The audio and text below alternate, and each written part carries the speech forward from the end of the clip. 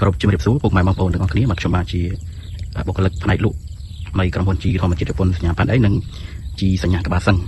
ដល់ប្រចាំខេត្តសៀមរាបបាទថ្ងៃនេះខ្ញុំបានមកមើលស្រូវរបស់លោកពូម៉ៅបាទស្ថិតនៅក្នុងភូមិជោឃុំរលួសស្រុកប្រាសាទបាគងខេត្តសៀមរាប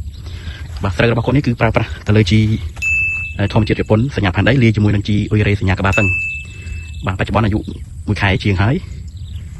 យើងឃើញថាស្ថានភាពទូទៅគឺស្លឹកនិងដងដើមគឺមានសភាពលាស់ស្អាតខៀវខ្ចីបើយើងក៏លេចមកមើលបាទស្រែផ្សេងរបស់គាត់ដែរគឺប្រើជីផ្សេងណាបងប្អូនបាទជីផ្សេងស្ថានភាពបើយើងប្រៀបធៀបមើលទៅគឺខាង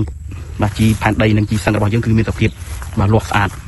ដើមមានកម្លាំងមាំមួនណាបងប្អូនបាទខ្ញុំបាទសូមបង្ហាញត្រឹមតែប៉ុណ្ណេះបាទក្នុងពេលដែលកំឡុងពេលបាទប្រមូលផលបាទយើងនឹងចាំមើលថាតើស្រែគាត់គឺអាចថាបានផលប៉ុណ្ណាបើប្រៀបធៀបនឹងបាទការប្រើប្រាស់បាទជីផ្សេងបាទប្រៀបជាមួយនឹងជីបាទសញ្ញាផែនដីនិងជីសញ្ញាក្បាលសឹងបាទសូមអរគុណសូមជម្រាបលា